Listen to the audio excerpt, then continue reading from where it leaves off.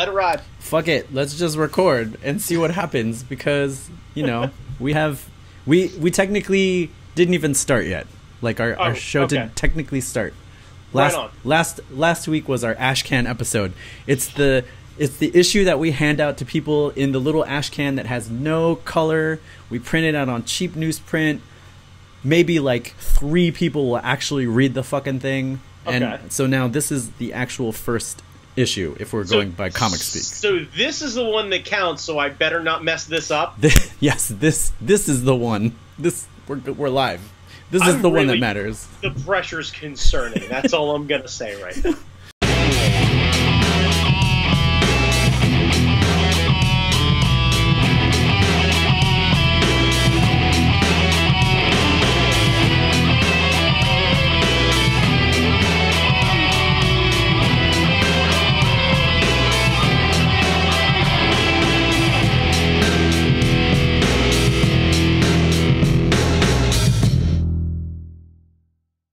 All right, welcome to the fucking Do It cast. My name is Jamie Noguchi. My name is Brandon Chalmers. And we are here to guide you through our journey into geekdom. Every episode we will choose a topic and try to workshop an idea until it seems like something that someone can take and actually execute. Or we run out of time and realize that everything's fucked. Yes. Okay. One or the other.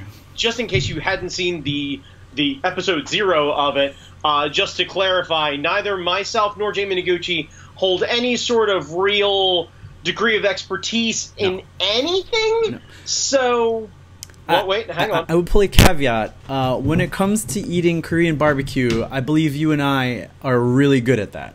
Yeah, I would say like top 10%. Yeah. I think we got our system down. We're experts at eating unhealthy quantities of meat. Only eating, not preparing, not cooking, not recommending, just consuming. Yes. So keep that in mind when we come up with these dumb ideas and suggestions. We are not saying that we know better. We're just saying that these are things that we think would be entertaining. In all fairness, I will probably say that I know better. I'm full as shit, but I'm gonna stand by it anyway. All right. So before we jump right into the main topic, Brandon, what are you liking this week? There's another podcast that I used to listen to that said, "What are you geeking on this week?" And I don't want to steal that phrase, but they haven't updated in a while. So what are you geeking on this week, Brandon? I like that we're just openly stealing other people's shit. We really are the internet. Yeah, hell yeah. So I ended up down a YouTube rabbit hole this week. Oh, no. In a good way. So I come from the generation of, probably the last generation of, like, MTV TV shows that was before, like, Jersey Shore and everything like that. So I am part of the X Games, Viva La Bam sort of... Oh, cool, yeah. Sort of generation of reality TV. And I understand that, reality is a quoted thing. A lot of those shows were lightly and some of them heavily scripted, so I get that. But the premise of it really came down to, there was an episode that was one of my favorites where they went out, they formed like 4 teams of people. It was for Bam's birthday, and they did a scavenger hunt.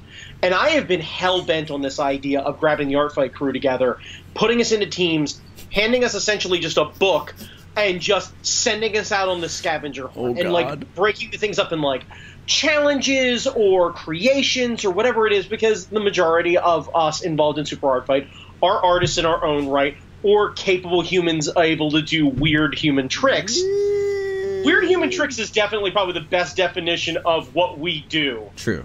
As a whole. Anyway, so because of that, since that episode, I have a real love of a scavenger hunt. So I ended up down this YouTube rabbit hole from a random recommendation. I assume I watched some sort of video about something or other, and I came across what is called King of the Road.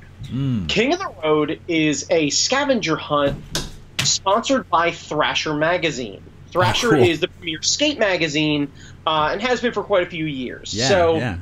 I ended up basically kind of Tarantinoing the thing and starting it like last year, and then working my way back. I'm like halfway through the 2010 episodes at this point, where basically you get 3 skateboarding companies together. So Man, there's all sorts of racket happening over there. The kittens have discovered doors, and they are trying to open them with their face. Nice, solid plan.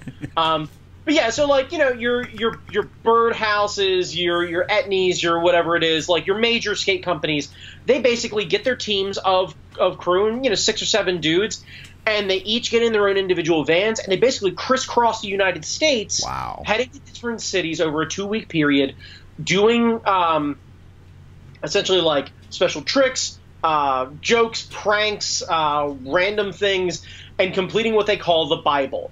The winner of this gets $50,000, a trophy, the ability to come back next year, and most importantly, the best trick of the winning team or whatever it is, or the most memorable moment of the winning team gets photographed and gets on the cover of Thrasher magazine. Oh, that's so essentially fucking awesome. Right. So if you were looking to, you know, you managed to get, I don't know, Birdhouse, Tony Hawk's company, to give you boards and be a sponsor for your boards, but you're looking for a shoe deal, and Nike sees you on the cover of Thrasher, and then goes back and watches the thing, there's a good chance there's more money to come, not just to mention the prize money that gets split in between the team members and everything. So most of these guys are walking away with probably $6 or $7 grand cash.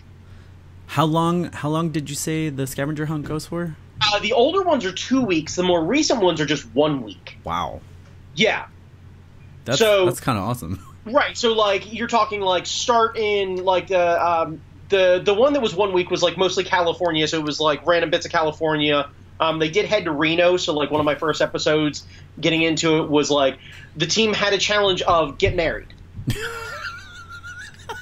So, like, they're talking with each other, and, you know, they had just got done doing the most extreme trick, naked, covered in shaving cream or something like that. So, you know, one of them had just done a stupid jump, all naked, covered in shaving cream. And he rides over and he goes, okay, so who's getting married? And the one guy looks at the other guy, and he just gets on his knee, and he was like, will you be my bride? And the guy was like, yeah, I will. Next thing you know, like, team managers calling the chapel, like, that they can see from there and scheduling a wedding appointment. Oh, for that's like amazing.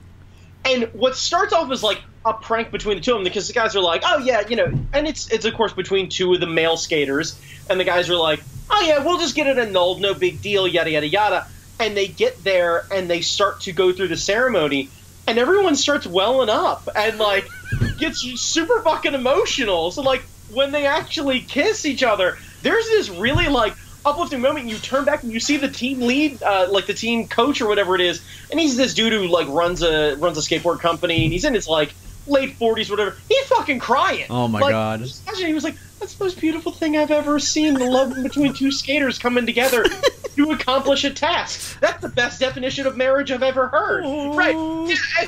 Like, you know, they walk out and, you know, they do a big photo shoot where they're popping champagne and, you know, pouring it all over each other and everything. But it was like, it started off with this really sweet moment, and then you start to go backwards and start to realize just how ridiculously out of hand this shit got leading up to that point. That's amazing.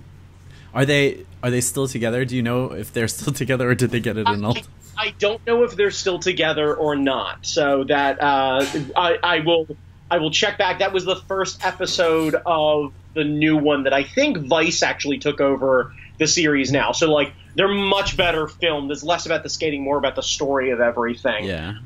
The old ones, it's, you know, a lot of fun pranks and tricks and everything else. And if you're into skateboarding, that's a fun watch. I've never physically been good at skateboarding, but I'm always super intrigued by it and the culture, and been always super impressed with anyone who has that sort of reckless abandonment for their body. Yeah, watching these shit with no pads, no helmets, just going hard as fuck on some of these rails, and just eating shit, and then standing back up and going, that's some bullshit. I'm going back up there, and just like running back up and like, what the fuck is wrong with you? Who hurt you? What? Why? It's all for the culture, man. It's all for the culture.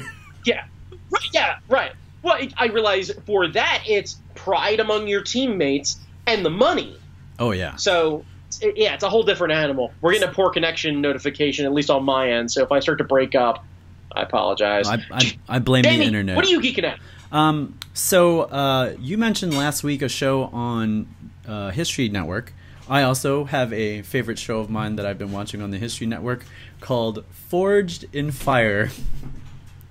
and it is a knife making competition. So the way they have it set up, they have 3 main judges, and one of them rotates every once in a while. But they have ABS Mastersmith Jay Nielsen. There's a historic weapons recreator, and I forget his name, and I feel bad, but he has like this epic mustache, like this old white-haired mustache, and he's always wearing like a bespoke suit and spectacles and everything. And then they have a Kali martial artist expert, Doug Marcaida. And the 3 of them are the judges for this blade making competition, where they invite 4 smiths. Some of them are amateurs, some of them have been doing it for years as a profession. And there's 2 rounds of competition. So the first round, they have to forge a blade in the forging area. So the typical competition sets it up as like, do a signature blade in your signature style. These are the parameters. It must be within these lengths. You have to use this steel that they provide you. And on an easy day, they give you some nice, good steel. On a weird day, if they're feeling their oats, they'll give you something like a lawnmower, and you have to break down pieces of the lawnmower to find the right steel. Right, I gotcha. Yeah, you may want to use the blade, but some people may cut parts out of the body instead because they're looking for blah, blah, blah. Yeah. Right, okay. And then, there have been different variations, like instead of forging in the building, they forge outside with coal forges. So they got to heat up the coal so that's hot enough to get the random steel that they find out in the shed to welding temperature and stuff. Right, and then also regulating the temperature and dealing with the environment and what have you. So it actually shows a skill level that is above, hey, I took a class and I know how to put some two pieces of metal together. Yeah, exactly. Okay. So round 1 is usually 3 hours. They forge their blade and they have to heat treat it. Otherwise, you can't use it. Like if they don't treat the blade, it's not usable. So from those 4 initial smiths, they knock out 1 so that they're left with 3. Okay. And then they get 3 more hours to put a handle on the blade, because at the end of the second round, they're going to put the blade through a bunch of tests. They usually do like a strength test and a sharpness test. Okay. And so like the strength test could be anything from like taking the blade and batoning it against like a metal pipe, and then taking it and trying to slice like a canvas bag, to see if it slices through and doesn't tear the bag. Right. And then from those 3, they knock out 1 more smith, so they're left with 2. And the final challenge, and this is why they were able to pitch it to the History Channel, they reveal a historical weapon, a bladed weapon from the past. So it's like sometimes it's like this weird funky axe from Africa, or like a weird sword from East Asia or something like that. So it's like a historical weapon from the past. They give the toothsmiths 5 days at their home forge to make this blade in their own interpretation of the blade, and then they bring it back, and then they go through a kill test, a sharpness test, and a strength test. And it's the best part of the show, because like Doug Marcaida, since he's the Kali expert, he'll get the blade and he'll warm up and just hack the shit. Usually it's a ballistics dummy, so it's like a person's torso with like ribs and guts inside, but sometimes similar to how the Mythbusters used to do all the testing for bullets and everything else like that. They use like it's like a body skeleton frame, and then it's ballistic gelatin on top, so you get to see how deep the cuts go or whatever it is. Sometimes they'll actually put like liquid packs or spots or whatever it is to actually see whether or not the blade reaches like a certain point. Like they'll put like a liquid core in the center of it or something like that sometimes. Yeah, definitely. And so they'll usually do a ballistics dummy, but sometimes they get like real pieces of meat. So like a deer carcass or a wild boar. Right, okay, yeah. We went down and got this entire side of beef. Yeah. And then the strength test is usually random shit. Like sometimes they'll have to whack like a suit of armor, or they'll put it in a device where they'll slam it up against something, and then they'll do a sharpness test. A couple of times they've done a bullet test where they fire a bullet at the blade, and if the blade can split the bullet, then your heat treat was good. Oh, well, no shit. So wait, so they hone the edge. I assume they put the bullet relatively point blank at it. No. They go down range because the host of the show is an ex-Marine and a marksman. So he's the guy who does the shooting. So he sets up, hand on bag, but like freehands it and then shoots the bullet. And he's accurate as fuck because he's always hit the blade. Okay. So that show is really fun. I like watching the Smiths do their thing and hammering away.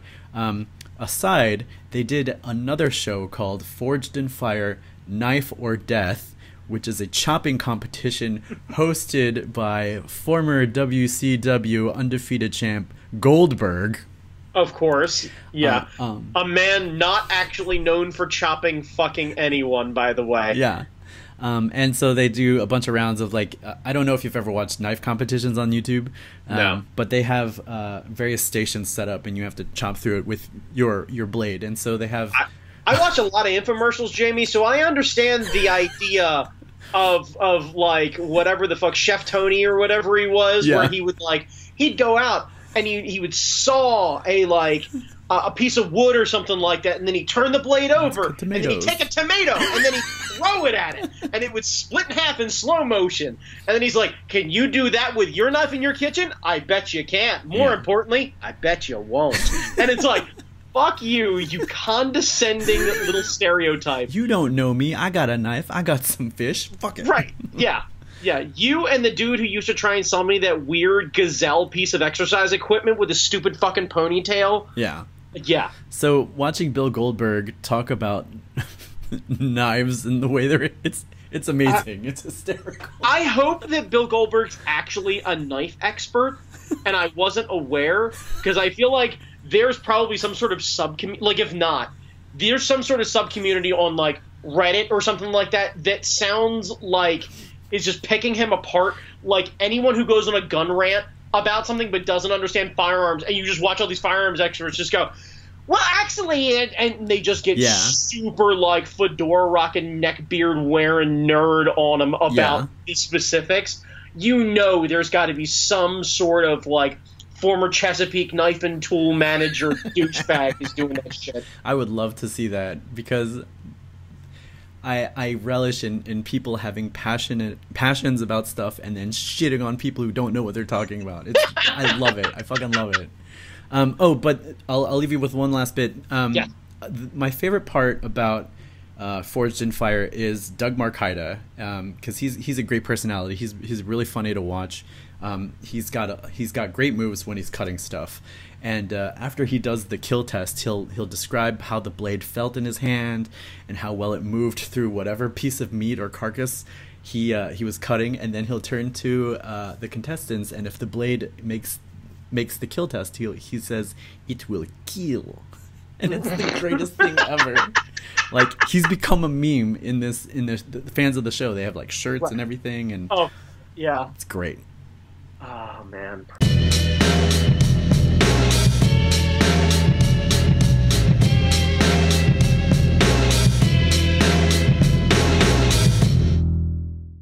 Okay, so let's go on to the pitch. So Brandon and I have a Google Doc that we just throw up ideas. We don't really prepare for the show other than like putting these ideas in this Google Doc. We really should load it into the Super Art Fight patented Wheel of Death and just do these at random. Yeah. Well, I think initially we're going to go in order. Okay. So today we're going to talk about Star Wars. Now, oh shit. Okay. Star Wars has been having a rough time lately. We're not going to litigate, the state of the franchise, or like, we think this sucks, or we're not going to go back to the prequels and say how they fucked the franchise over with that. We're not going to say how, we definitely have our opinions about stuff. I personally enjoyed what they're doing with the new stuff. Yep. And I think Brandon, I think you liked some of the new stuff too. I liked all the new stuff. So if you want to turn us off right now, that's fine. Right. But fuck it, whatever. Like, here's the thing. you're getting more of what you already loved growing up. Quit bitching. Yeah. We're always going to want to change something. You're never going to find that love that you found as a child. Accept that. Show it to a 9-year-old and watch them lose their fucking mind and then take a breath. Yeah. So we're not going to talk about the prequels or the sequels or the spin-off movies. But are we going in that direction? Because we may technically be talking about the prequels. Well, technically, but we're not going to be talking about the movies specifically, but we are going to talk about things that we would like to see from the universe. So wait, okay, so more specifically, are we talking about the spin-off idea? Yes. Oh, yes. Okay. Oh, yes. So these are quick ideas of more Star Wars, because we've seen it happen with the Solo movie, and everyone can argue, the merits of it, but what are we talking about? A Boba Fett movie and a Kenobi movie? Yeah, we don't care about that stuff. Okay, right. So that aside, Jamie, you and I go real deep on this shit. Oh, yes. So I think the real question is, do you want to start or do you want me to start? Sure, I'll talk a little bit about what our idea here is, our ideation. So last week Brandon talked about a reality show that he liked. This week he's talking about another semi-reality show that he enjoys. I as well enjoy the reality space. So what we were thinking is that, we don't want more Jedi shit. We don't want more Skywalker shit. We don't want more Solo shit. We want to see reality shows based in the Star Wars universe. Yeah. Similarly to how Rogue One was kind of the band of brothers of the Star Wars universe, I think there's, literally there is a physical universe to be expanded upon. I think looking down on one or many different factions of this, I really think they have enough content, possibly, to come up with a goddamn channel of just nothing but Star Wars-related, deep-cut shit. Yeah. There's a whole fucking cooking show. We find out that, Obi-Wan's buddy from the diner in the prequels is, the fucking Julia Child of Coruscant. Oh, my God, that would be great. Right, and he just teaches us random foods and things. And then at the end, he goes, well, if you don't have banta, you can use beef. And then come to find out, it was actually teaching you to cook the entire time. It would be great if he's just, picking out ingredients that make no sense and have no Earth correlation. Right, but we find out it's actually the same thing. He calls it samba bamba, and then under it says garlic. And it's like, oh! That would be great. Cheese garlic, right on! I would love that. One of the big ones that we hit upon when we were throwing this idea around was pod racing. So there's a show called Street Outlaws. I don't know what channel it's on, but it's about these guys. Ironically, History once again. Is it on the History Channel? Jesus, is killing it with the fucking reality TV. What is? They don't even talk about the History. Maybe it's Discovery Channel. It might be Discovery. Anyway. Yeah. Well, whatever channel. It's a show about these guys who work all day on their cars and then race them in the evening. Pod racers are a perfect venue for this kind of show. Yeah, so we're just talking, to give a very brief version of this, things set in Oklahoma. A lot of these guys run their own day-to-day race shops or car repair shops. They have a passion for street racing, which is not at a track. They basically go out, they block off part of a road, similar to the first Fast and Furious. Guys line up, they have a top 10 list, they go out and they drag race at an 8th mile. So you were talking short course but high speed, so an 8th mile you're reaching upwards of 170, 180 miles an hour. Guys are fucking fast. Yeah. So the idea being that pod racing was fucking rad. Yeah. You can argue all you want about the prequels, but I stand by the line in the sand. The pod racing was fucking rad. Mm-hmm. The video game on N64 about pod racing was fucking rad. The soundtrack was fucking rad. One of the best things to put on if you have a surround sound system is the fucking pod race. Oh, man. It's a bulbous motor when you hit that ding, ding, ding, ding, ding, ding, ding, as it goes from one end of your speakers to the other is fucking incredible. Yeah. And if you want the nostalgia kick, you actually center it around Sebulba. So if you need a character to hang it on, we'll put Sebulba in there. You literally pick up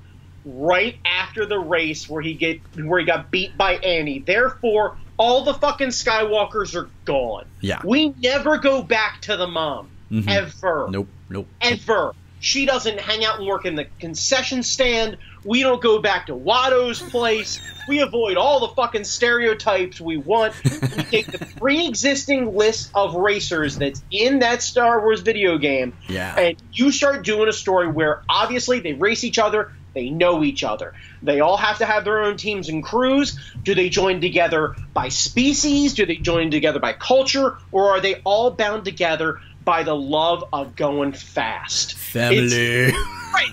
It's one, we could spin it and turn it into a movie where we go full Fast and Furious with this shit, but in space. Or we keep it actually a reality thing where it's just about the racing. And these guys, like, you find out Sebulba, father of 5. Yeah. You didn't know. You thought he was calling everybody poodoo out on the racetrack. That doesn't matter, because when he comes home and he has to explain to his wife, I lost and the pod racer's done and we're upside down on the mortgage and I got to work like a ton to get the pod racer back up to try and earn cash. Well, how did you lose? Well, I got beat by a fucking 9-year-old. a Terran 9-year-old. Or whatever they call him in whatever the fuck, yeah. Whatever. Right, a pasty, peach-ass, doughy 9-year-old. The thing about this, though, that's great is there's a built-in continuity of stuff. So, like, we have the pod racers from the prequels. We got the land speeder from A New Hope. And we've got the forest racers from Return of the Jedi. So Okay, so we also have the new sand racers from the new movie. Yeah. Along with that. So there could actually be different classes. Pod racing being like the super fast stuff, and then come to find out there's different versions of this stuff. We break into different classes. Yeah. They have a super fun like side version. And for anyone who has actually watched Street Outlaws and goes, well, what about the redneck douchebags farm trucking Asian? Never mind them. Okay? We're going to step away from the stereotypes. We're going to find some fun comedy relief, but it's going to be like, Jamie, in my head, if you're going to get racing, you're going to be in the middle of a planet that's nothing but fucking dirt. Mm-hmm. I need me a Space Larry the Cable Guy. Oh my God, yeah. It doesn't have to be that terrible, but if he could be, that'd be great. That would be amazing. I like even if it's just Patton Oswalt cast as a space hick who just goes out and does random things, just to have him go off on a rant about something would be great, fucking incredible. Or Simon Pegg, if you need to connect it to like the movies, Simon Pegg could reprise his character. Sure. He owns racers on whatever what is that planet? Jakku. Whatever they use for racing, that guy has got to own a whole bunch of shit.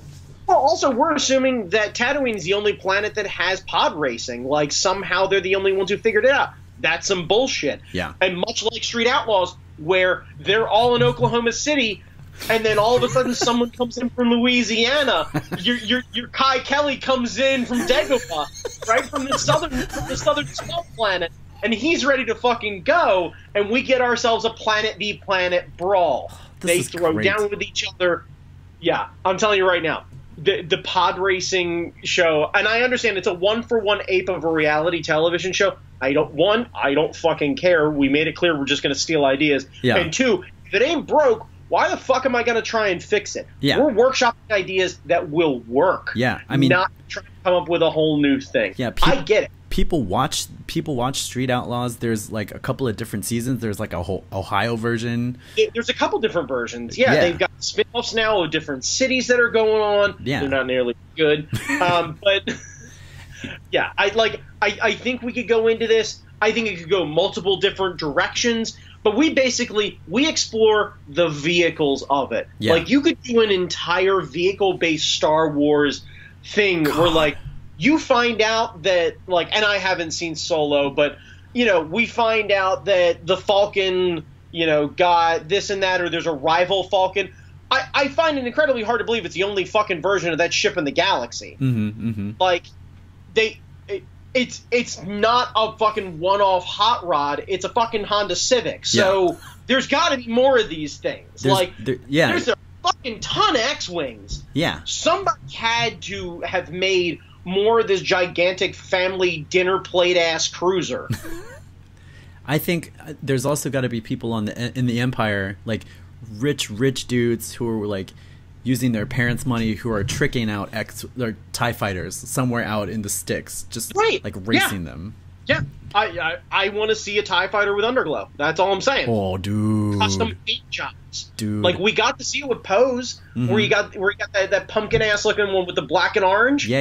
Yeah, there's got to be some others. Like, somebody must have found an old warplane and done it up with the fucking teeth coming up the side of it. How could they not? A TIE fighter with spinners, just... Sure, okay, I feel like we're heading into a weird range there, but right on, that's fine. Well, you gotta go like the West Coast Customs part, too, for going all vehicles. No, Jamie, as someone who still actively enjoys car culture, who subscribes to Motor Trend on demand, I have to... You gotta back away. Anything that's exhibit-ish, where you hear, like... Yo, dog, I heard you like if somebody pitches the idea of like, okay, it's exhibit but in space, I'd be like, hang on. it would work for like a season maybe. Yeah, but I'm afraid that we're never going to get the fun follow-up episodes where we actually find out how poorly done West Coast Customs work was. We took this 1996 Chevy Lumina and turned it into a pod racer. They go to the next episode. This thing never actually started. Yeah. Like, I showed up. They turned everything on. Come to find out, an extension cord plugged into it. It never drove again.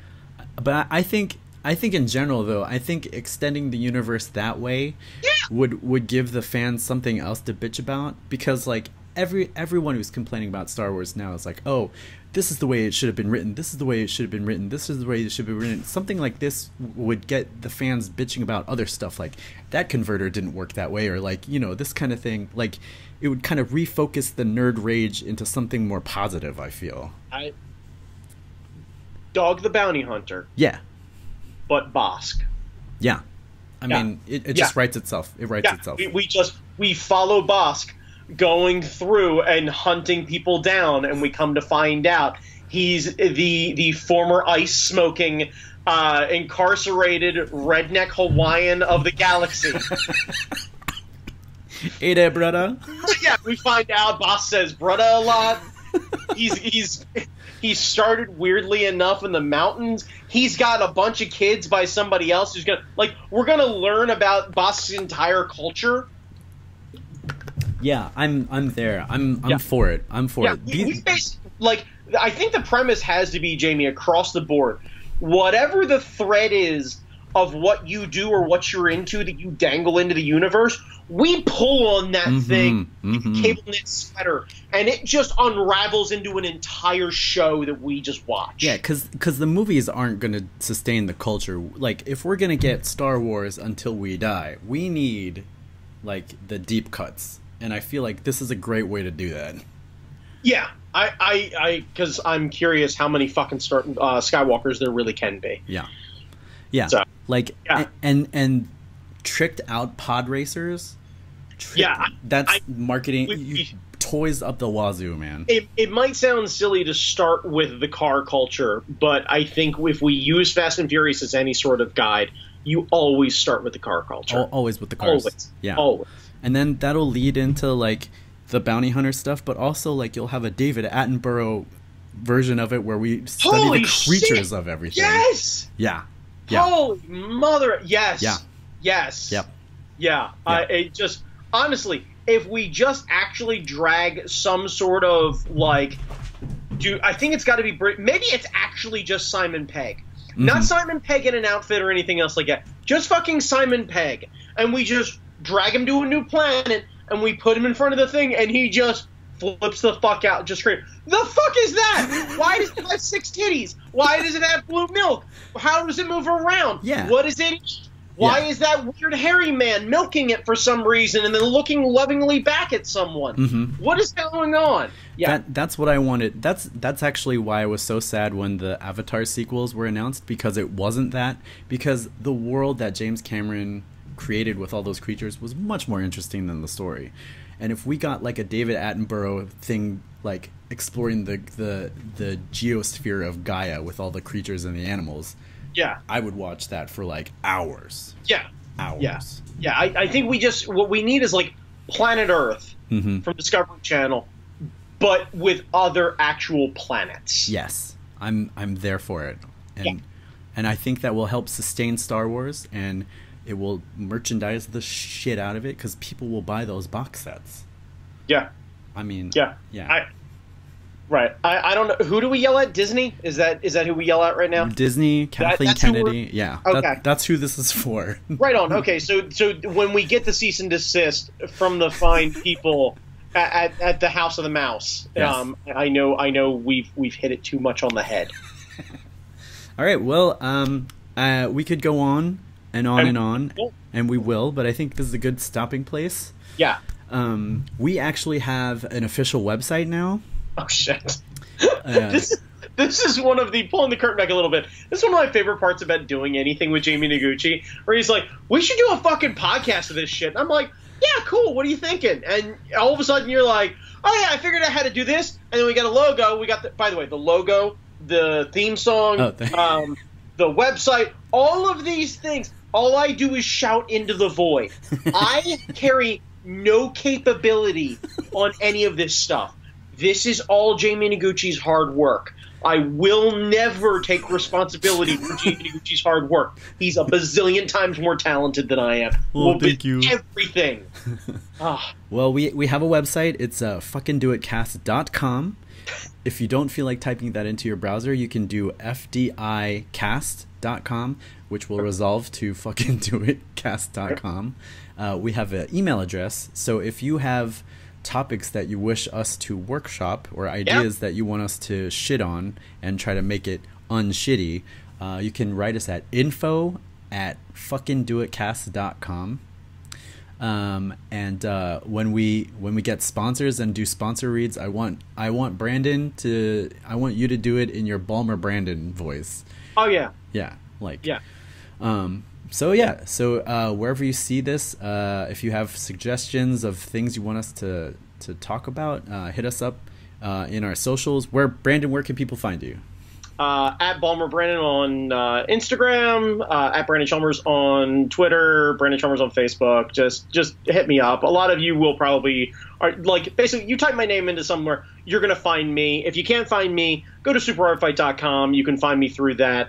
All that other fun stuff. And yeah, Jamie, I look forward to whatever the first one is. I don't know if we should start giving them away, like we start doing one free ad for something. Oh my god! God! So I would say figure out who you want me to cut an ad for, and we'll start throwing them out there and see. I'll work on this. I'll workshop this idea. Don't even workshop it. Just come up with a product, and I don't give a fuck what it is, and it doesn't even have to actually be what's already on a pot. Like if you're like, you know what, Keebler, we should start selling those EL fudge cookies. I'll get down on that. Nice. I'll rip that shit. Cool. Yeah.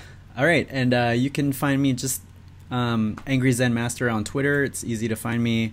Jamie Noguchi, just type it into a browser. I come up everywhere. You can find my shit everywhere. And hit us up here at info@fuckingdoitcast.com. And that's gonna do it. Do you still have the Patreon? Oh yeah, but I don't update it enough. I'm gonna push that when I have like books in the work and all that kind of stuff. Either way, when are you making your next con appearance? Also. Oh, shoot! I'm gonna be at San Diego Comic-Con next weekend. Okay, so, be hanging out with Digital Pimp. I'll be hanging out with Phil Chan, Master of Disguise, Phil Chan. Master of Disguise, Phil Chan. Yes. So go support Jamie. Go support all of our creators, all of our friends' creators. Yada yada yada. If you happen to watch this and you're going to be at Kineticon this weekend, unfortunately Super Hard Fight won't be there, but if you hit up the Opinions May Vary cast guys and you mention Jamie Noguchi's name, they get what, Jamie? You get a free pin. You get an Opinions May Vary pin, which is really cool. Yep. So check them out. Also hit up the Cosplay 101 panel. Friend of the show, V Cosplay, Vicky Miller. She's going to be doing her shit up there, so it's awesome. Yes. And then who else is up there? Oh, Mookie and Garth in the Artist Alley. But if you're going to Kineticon, you already know who the fuck they are. But check them out anyway. Tell them we sent you. Yep. Give them big hugs. and all that kind of stuff. Yep. All right. Cool. We out. Peace. Later.